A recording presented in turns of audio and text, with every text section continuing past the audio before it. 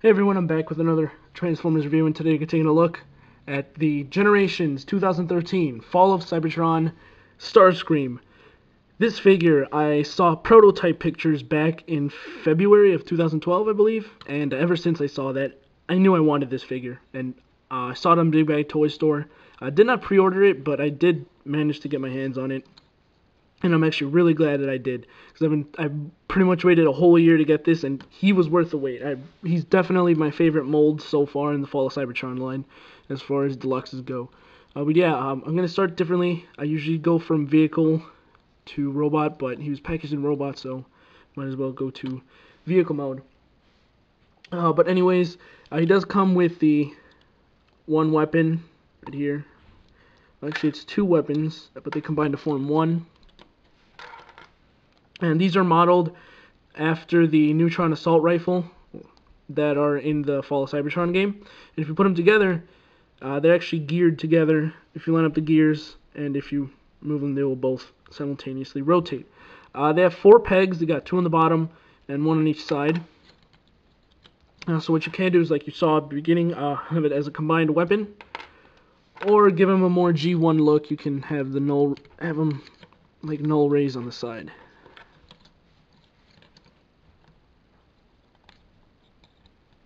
Here. So yeah, you can have them like null rays like that. The robot mode is gorgeous. It's really nice looking, and he has really great articulation. He's got the ball joints on the legs as well as the swivel on top here. I love when they have swivels right there. It does have a really decent knee joint, not too far, and he does have the pivot on the feet right here. Mine's really stiff. There you go. Hope you can see that. But yeah, really stiff on mine. He has really tight joints on mine. I really like that. His arms are on a ball joint, in and out, double elbowed. It's kind of like a hinge thing. They're double elbowed. Rotates, and the fist rotates. The head actually has limited movement. He can move side to side. He can't go up and down unless you move the actual like head attachment piece. But if you move it to the side, his sight is kind of blocked by those right there. But yeah, you know, you can get him into some decent poses. My favorite pose that I like to put him in, I have him on my shelf like this, is the pose that he had when he was talking to the Combaticons. Kind of like this pose, where he was talking about how, if you play the game, you know what I'm talking about. It's the Combaticon level, where he's talking to the Combaticons on how they're going to take over the Energon from the Autobots and destroy the bridge. And at the beginning of the cutscene, he stands in front of a TV, or not really a TV, but like a monitor screen thing, and it has a picture of Starscream in that same pose, and he does the pose in front of the monitor, which I thought was actually pretty cool. But yeah, one complaint, I really wish that his wings would go back, and because of the transformation, I see no possible way of them incorporating a waist swivel. I really think a waist swivel would have added so much articulation to him and so much better posing, but there's only so much that you can do. The light piping is also great. You can see it's probably one of the better light piping that I've seen on figures.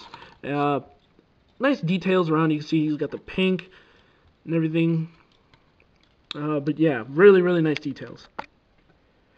Compared to other Fall of Cybertron figures, here is Shockwave, and Shockwave's wings are a bit taller, but he's overall taller than Starscream. And the way it looks from the camera angle, actually, yeah, from this angle, from the camera's looking, Starscream looks taller. From the angle I'm looking, Shockwave looks taller, so, no, yeah, Starscream's taller. Fall of Cybertron Prime, just about the same height, I'd say. And then War for Cybertron Megatron. You can see Megatron's definitely a lot bigger. I actually like the scale of Megatron being bigger. But yeah, when I actually review Bruticus, then I'll show him next to the Combaticons, because I have them combined right now. I really don't want to uncombine them. But yeah, so anyways, yeah, let's get on to transforming. What you want to do is fold in these feet, then take these pieces like that, take them out, the head like that. You want to unpeg this entire section. Okay, now see, it's kind of like on a bunch of hinges right here. You want to straighten everything out like that. Okay, now the head you can leave like that, but it'll be exposed. You see in jet mode, or you can flip it around, and that does help a lot. Now you just want to straighten that out. This, take and fold back. Nose cone, whip it out. Actually, this you don't want to fold back in, my bad. Arms, take in. And you want to fold them so that they look like this. And then they peg together. So you gotta be careful with the hands. I think you gotta switch them around like this. No. That. And then together like that. Pretty sure that's how they peg together. I never really got the hands well put. But yeah. Should be like that. And now the legs you can take, there's pegs, peg hole, put them together. And now I actually really think that I did the arms wrong. Oh, did I? I don't think so. I don't know. Wings, fold them down like that, and make sure that's right there. Okay, there you go. The jet mode, you want to make sure it's like this. These will peg in right here. You see there's like these little tabs in there, and that will peg in. So if you take the cockpit, push it up, you should hear a little click, and that will peg in like so. And there you have Starscream in his. Let me take the box out of the way. There you go. There you have Starscream in his jet mode, and I really like the way that he looks like this. He doesn't look super game accurate, but he does look a lot like in the game. Again, complaint, I really wish that the wings can go just a tad bit more down, but obviously they're obstructed by the legs. And I really wish that these were hinged so that you can move them apart. But these are like, this is just one big piece that they glued on right here. The head, I'm not really too worried about the head being visible, because like I did, just turn around. But this is what it looks like if you didn't turn around. And yeah, it's funny. He has like a little Starscream mobile.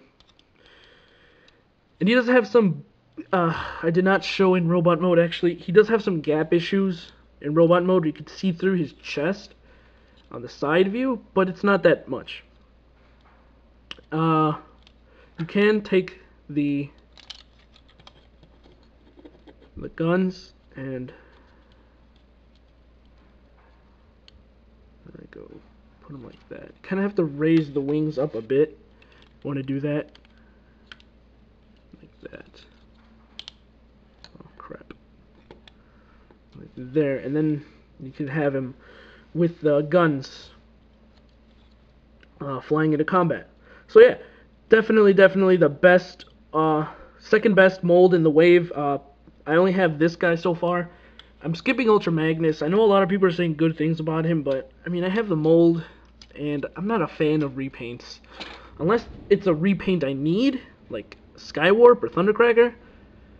Ultra Magnus, I'm just gonna pass on it. I know that the mold works better on Ultra Magnus, but I'm not a huge fan of this mold. So, you know, why spend another $17 on a mold that I basically have?